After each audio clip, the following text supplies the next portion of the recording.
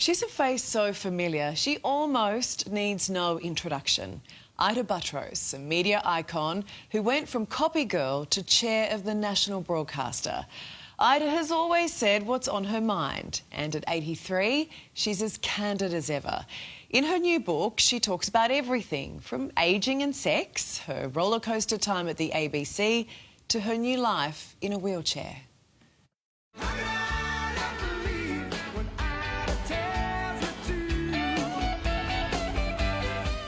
Over the years, you've been described as trailblazing, charming, elegant, a flirt, tough, even scary.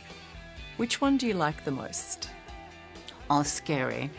Absolutely scary. Yes, I'm glad I put the fear of God into people. Would somebody answer that phone, please? I mean, I don't know too many people who've had their life dramatised on screen or have had rock stars write songs about them. Oh, that's still my favourite song. How does it go again? I believe, 'cause Ita told me so. I thought you were going to sing it for me. No.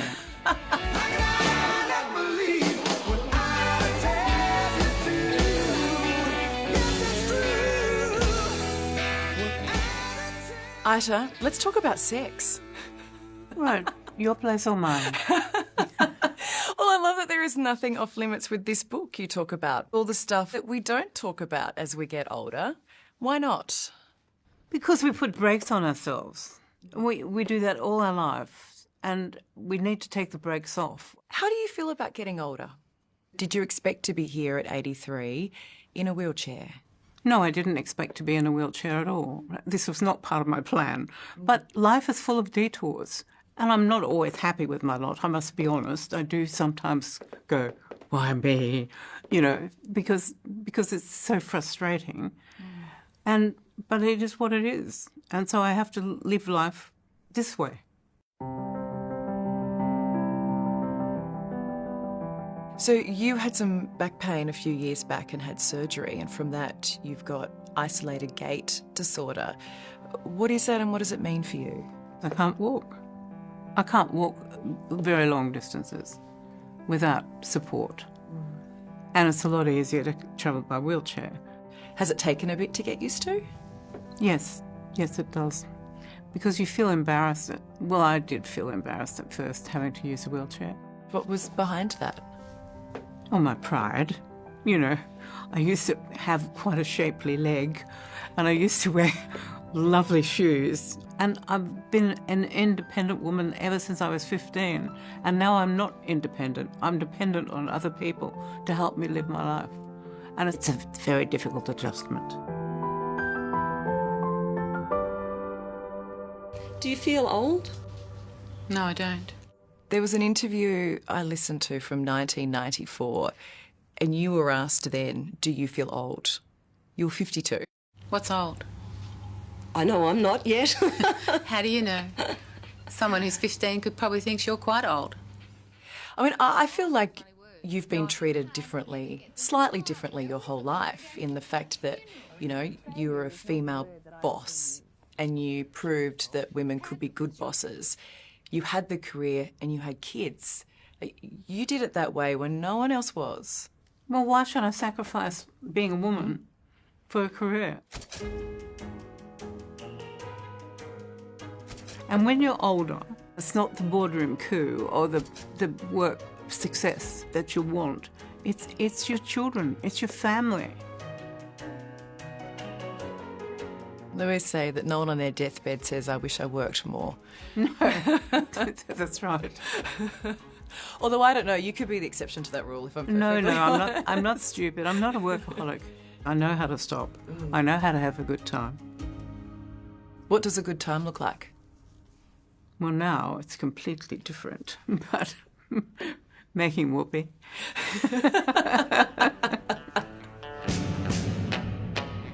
I'm really thrilled to have the job of editing Cleo. I mean, you started a sexual revolution when you launched Cleo back in 1972, and we've sort of come full circle 53 years later talking about it again. How is sex different as an older person? Well, you have to think about it more because, you might have an arthritic hip or something.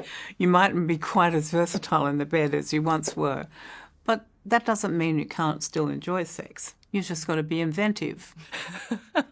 So even with a bad hip, it's all right. Well, people have a sore joint. Not the one you smoke, you naughty girl. No, I was thinking more about. Don't worry. Oh, you filthy mind. I went gutter, Ida. I went gutter. Yes, you did. What sort of men attract you? Oh, men like you, Bert. Suave. I like this girl.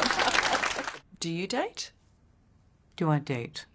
No, I don't date. I haven't met anybody to date with, but that doesn't mean I don't look. I'm a great admirer of the opposite sex. And when you see something that you like, I say, come and sit on my lap. I'm very good at laps. Men aren't really conditioned to having a successful wife either. I don't mean that as a sexist remark. It's a fact of life.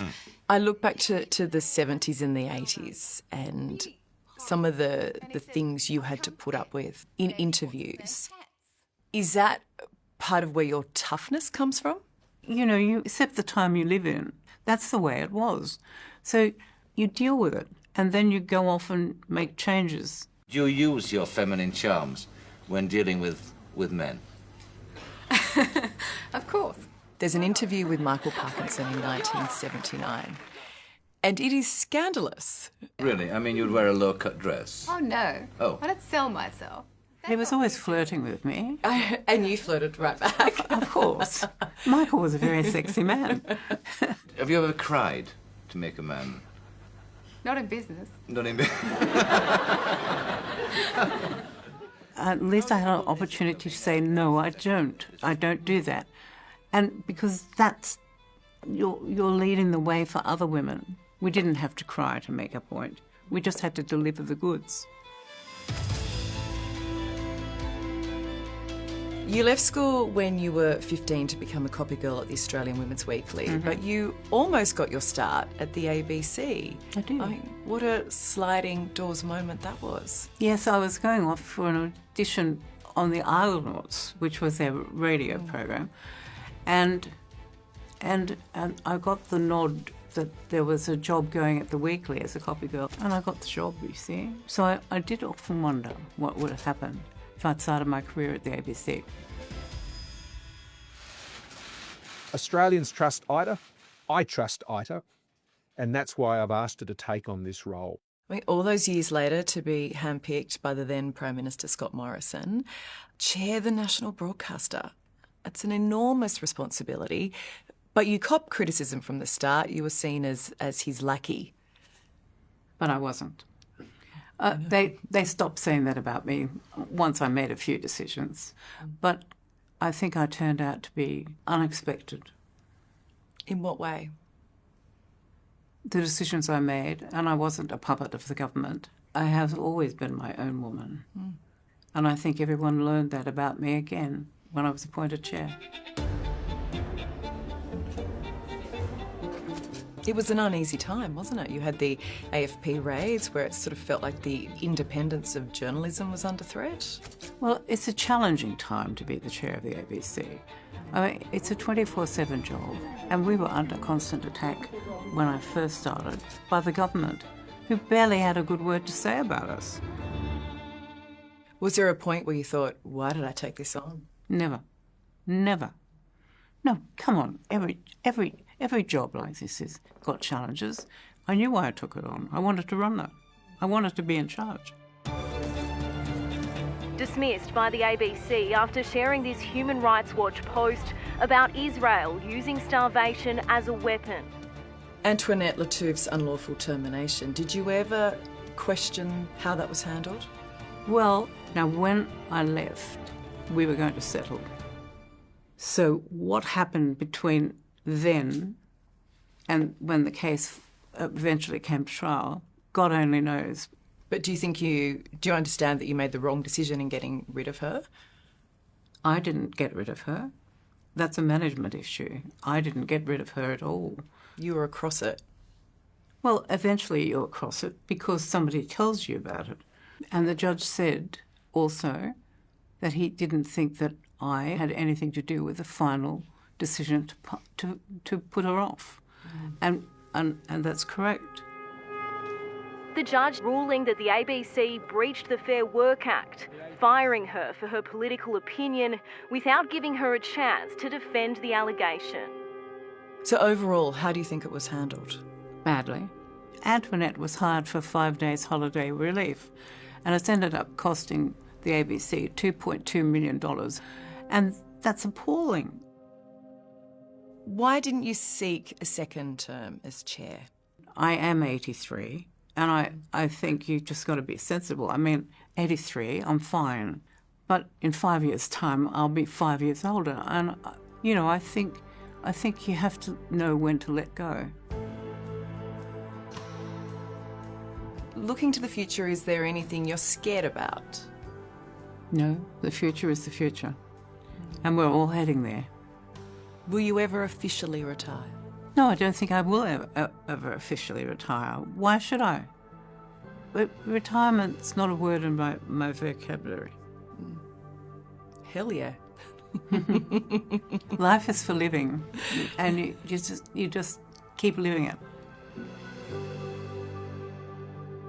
And Unapologetically Ita is out tomorrow. And if you'd like to hear more of our conversation, like what she really thinks about Donald Trump and Scott Morrison, you can hear it all on our podcast, That's ACCA.